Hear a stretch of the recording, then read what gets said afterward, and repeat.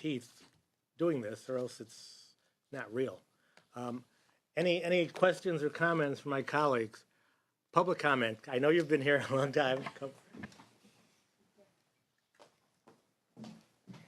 Thank you. Veronica Villalobos with the Independent Colleges Association. So we do represent the member institutions that don't have a student complaint process and that have the July 1st, 2005 compliance issue.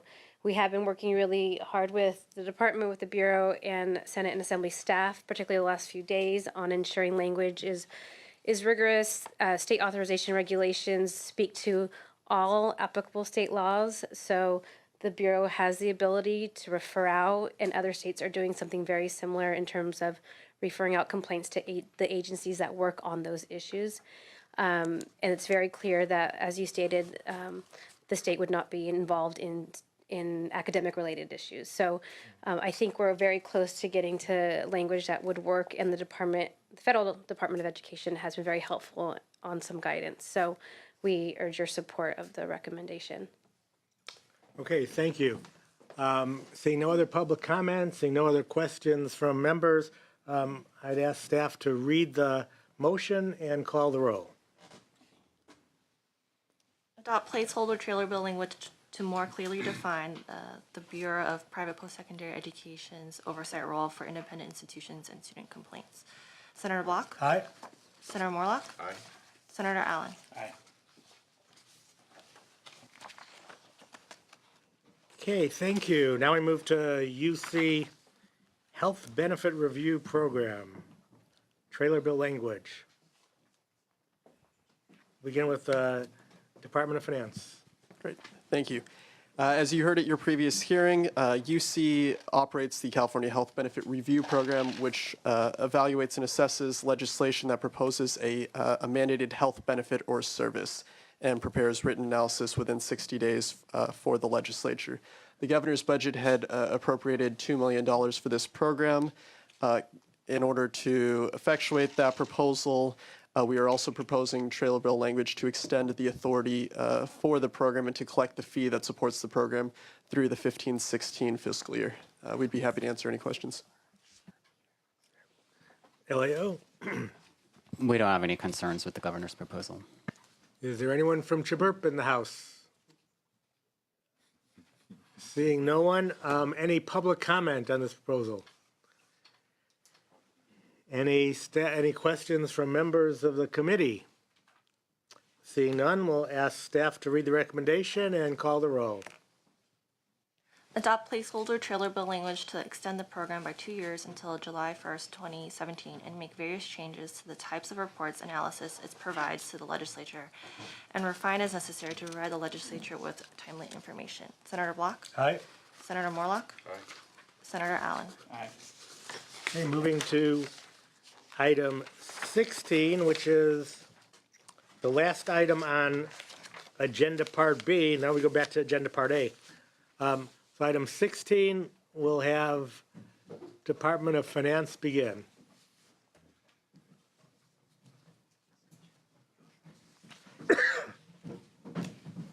Full house for this one. Matt Sahel, Department of Finance. Such your agenda lays out, the Mayor Revision proposes funding for the library broadband project, the library literacy program, and the library preservation activities. So the broadband proposals are as follows. The Mayor Revision includes $225,000 general fund ongoing for a contract with an entity to provide administrative and fiscal services related to the California Public Library Broadband Project. Now, this funding is necessary to support the broadband program approved in the budget last year. Additionally, the Mayor Revision includes $1.5 million general fund on a one-time basis for grants to public libraries that require additional equipment, network upgrades, or modification to physical sites in order to support broadband internet access. And these funds would increase the number of public libraries that can participate in the broadband project. Furthermore, the Mayor Revision includes funding for the library literacy program. This proposal includes $2 million general fund ongoing for the literacy and English acquisition services program, which allocates funds to the local public libraries to support instruction in basic literacy for adults. And this is consistent with the administration's focus on education and training for adults. Lastly, the Mayor Revision proposes funding for the library preservation activities. The Mayor Revision proposes $521,000 general fund, including $181,000 ongoing for 2 new positions and $340,000 on a one-time basis for digital scanning equipment. The state librarian requested a review of its practices, and these proposals respond to some of those identified deficiencies. Regarding the staff recommendations or agenda, we would oppose the issues that increase funding beyond the governor's proposals. Thank you. Happy to take your questions. Thank you. LAO? Jason Constanturos, LAO. You have 4 items here. I'll address them in the order that Finance just introduced them as. For the first one, for the broadband proposal, this really began in the 13-14 budget, which required the state library to conduct a needs assessment that, among other things, identified the total costs of connecting local libraries to the internet or improving their internet services. The contractor proposal was not included in that. The equipment grants were included in the proposal. It identified the total cost at that time at $2 million. Since then, the state library has come back and reported to us that they estimate it'll be around $13 million now. I think that we're still a bit concerned that these costs have come to light since the needs assessment. At the same time, we also recognize that we are where we are at the moment. I think our one recommendation here would be to reduce the equipment proposal to $1 million for the budget year. That would recognize this $1 million we gave in this year, the $1 million we're going to give in the budget year. That's $2 million. That's what the original needs assessment proposed. On the second proposal for the increased funding for literacy programs at local libraries, we think that this is very much in line with the governor's adult education block grant proposal, and we've recommended in prior hearings that the state avoid expanding adult education programs beyond the block grant. So we recommend that you reject this proposal and require libraries to participate, that have literacy programs to participate in the adult education consortium. And for the preservation proposals, we would just note that we found about this proposal relatively late. We don't think we've had adequate information to really dig into it, so we recommend rejecting it and letting the state library come back next year, and we can have a fuller assessment of the need for these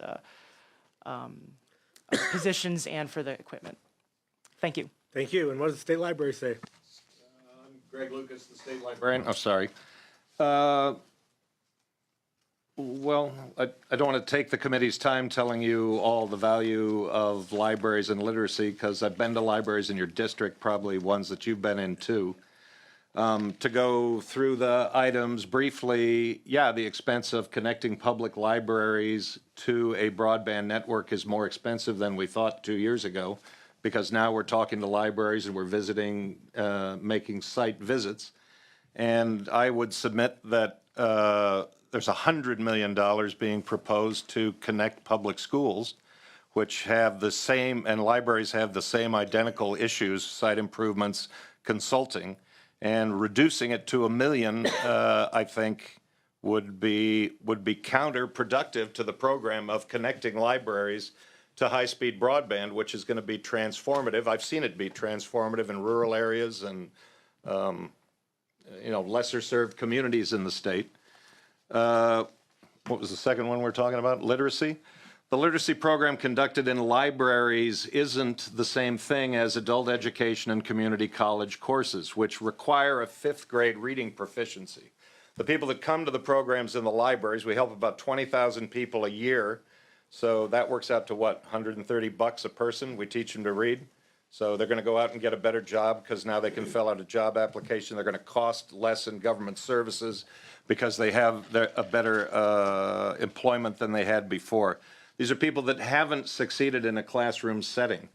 And I've used this analogy before, and I can't say the libraries like it, but the literacy programs in libraries are kind of like the river cats to the giants. So we help bring people to a reading level proficiency to allow them to benefit from the adult education programs and community colleges. As for the preservation thing, it's $180,000 to hire 2 employees, $360,000 one-time cost to buy 2 machines to protect over 1 million irreplaceable parts of California's heritage and history. And so I don't think it takes, to spend money now is significantly better than waiting until something happens when it's too late, or to wait until later to preserve it. So I'm happy to work with you to either show you some of the needs at the State Library, which won't take long. We can just visit one of the basement stacks. Or we can work up some kind of a workload thing that is more acceptable to the LAO. Does LAO have a response to the comments? Sure. Regarding the our recommendation on the literacy programs, the idea here is that libraries can participate in the consortia. They can get funding through the consortia, through memorandums of understanding. So the idea is if the state is trying to create a coordinated approach to adult education, we would recommend that libraries participate in the consortia to receive funding instead of having a separately funded program over here. That's the point that we're trying to make primarily with that one. Though we also, our understanding is that schools and community colleges provide basic skills training, which includes literacy for very basic learners. So we don't think that there is this big distinction between libraries and what schools and community colleges are offering. Regarding the preservation activities, our concern was just there was no information provided in terms of what the backlog is of items and how the additional staff and equipment that are being requested would reduce the backlog.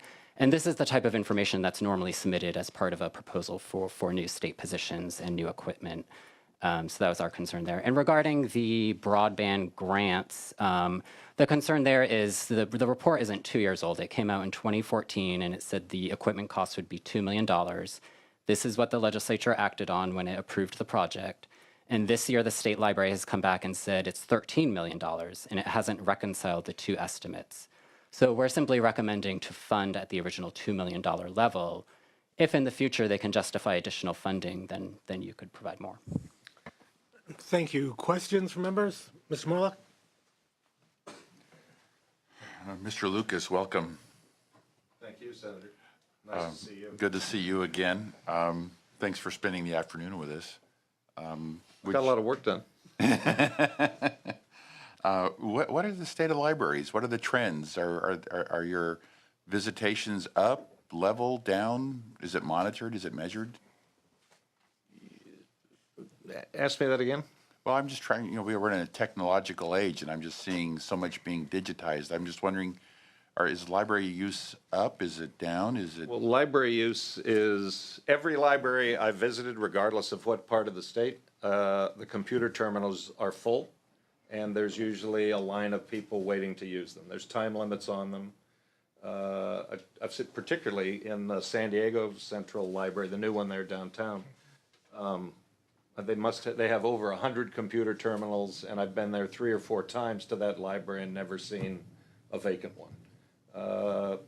There's libraries in jurisdictions with financial issues like San Bernardino, where they've got computer terminals that are filled, but the computer terminals are 7 or 8 years old, and they're using the last version of Microsoft that they're getting ready to get rid of. So, libraries are really the most welcoming place in the state for the most disenfranchised, and they're where people who don't have internet at home, which is about 30% of Californians, 48% of Latino families, it's where they're plugging into our economy, right, which is based on information.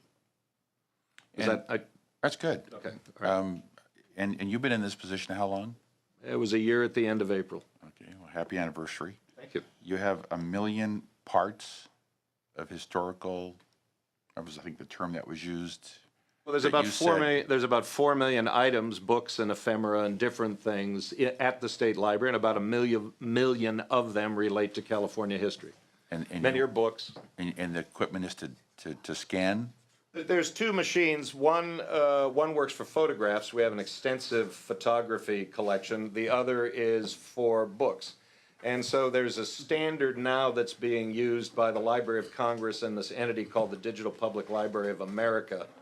And these scanners would work at that level and speed up the process. So part of the attraction was to get our backlog, which is due to a variety of factors, but to sort of winnow away the backlog. And then also the advantage of digitization, and you see this at local libraries, is you can share some of the stuff that otherwise wouldn't be out there for the public to enjoy. Like you get easy access to something. We have scholars from as far away as Australia who want to see the papers of a guy named, what was his name? Joseph Banks, before he went into clothing making. But this guy was a botanist, and he went with Captain Cook around the world, and we get requests to look at his stuff, not digitized. So people have to come to the library to take a look at it. And you challenged LAO to take a tour of your basement. Well, LAO's been over there. I mean, I haven't showed him it's like Fibber McGee's closet, but. Well, would you challenge a senator to take a tour of your You basement? guys are welcome anytime. Okay, can we schedule something then? Okay, consider that a date, and your scheduler and their scheduler will get together. If my there are people no will call further your people, questions, Senator. Yeah. do we have any public comment on this item? I'd like to crash the date. I hope it doesn't mess anything up. We have a threesome. Good. Thank you, Mr. Chair and members. Mike Dillon, representing the California Library Association. Mr. Lucas has done a great job responding to some of the issues raised. And Senator Morlack, I can tell you, having represented the libraries now for about 36 years, the usage just keeps going up. The computer usage, huge, and we keep getting more and more stuff asked of us. The Affordable Care Act people lined up around the block just to get in and use the computers, the summer school reading programs and whatnot. So with respect specifically, first of all, I would like to thank the governor's administration for what they did put in the budget. It's absolutely critical, both for the broadband, the high speed, and also the literacy programs. Those are going to be very, very significant. Just to respond a little bit, because we strongly support the staff recommendation and hope you will approve it. But in terms of justification, again, very quickly, there's $1.5 million in the budget. We recognize finance was not supportive of additional funding, but the rationale there for our original request signed by 28 of your colleagues was a bunch of the big libraries are coming on this year. LA County, for example, has 86 branches. $30,000 given to the main library is not going to do a whole heck of a lot. So that gives you an idea of the cost and context. Thank So you. we were just hoping to get a little Next bit more speaker. involved. Thank you. Kim Lewis representing scenic, and I would just be supportive of the staff recommendation of additional funding for the broadband project. What we're seeing is, also a lack of technical expertise at the library, similar to kind of what happens in the schools as well. So any additional funding is helpful and beneficial for those libraries. Thank you.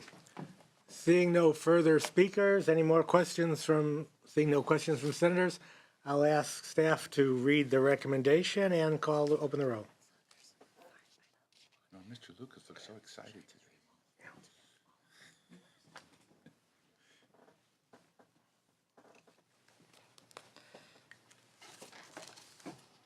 Staff recommendation is 1, to approve May revision proposal to increase literacy and English acquisition services program by $2 million. Second item is to approve an additional $2.5 million one time to the statewide broadband service connections grants above the governor's May revision proposal for a total of $4.2 million. Third recommendation is to increase funding for the California Service Act Loaning and Lending Program by $4 million ongoing. Fourth recommendation is to approve the May revision proposal of $521,000 and 2 positions to improve historical preservation efforts. And staff recommendation number 5 is to provide $1 million ongoing to support the Career Online High School Literacy Program and adopt placeholder trailer bill language and budget bill language as necessary. Senator Block? Aye. Senator Morlock? Aye. Senator Allen? Aye. Please show that being approved 3-0. Yeah, and thank you, members of the public, for your comments on that too. Appreciate it. We are now going to recess for 3 to 5 minutes only, and then come back and go back to Part A of our agenda and close up.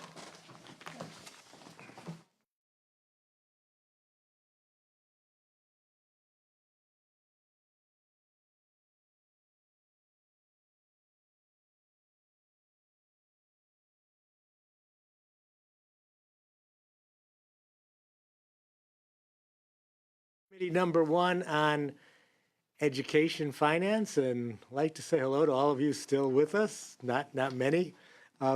We have 3 items left on the agenda that haven't been taken up today, items 14 and 22. 14 and 22 will be moved to Friday's full budget hearing.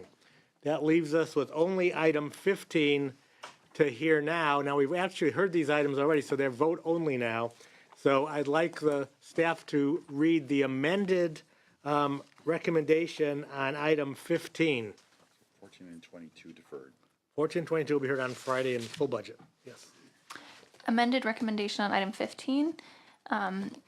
This is the Charter Schools Facility Grant Program. Reduce the augmentation to 20 million, adopt proposed trailer bill to be refined as necessary, and amended to remove language providing additional funds on a pro rata basis. Senator Block? Aye. Senator Allen? Aye. Senator Morlock? I am lost. Number 15, I'm sorry. 15. Number 15 on B or A? A. So we didn't vote on 15 and, okay, I'm an I. Oh. I'm looking. Okay. Sorry, the next one. So that's, Page 24. okay, I'm a no. Okay. More like I don't know. Okay, show that passing 2-1. And with that, I don't think there's any business left for this committee today. Okay, I want to thank the members for their long service today. I want to thank the consultants on both sides of the aisle for their very, very good work today. I want to thank the sergeants for sticking with us. Oh, you just got here. And want to thank all of you who are still here in the audience or watching. With that, we are adjourned.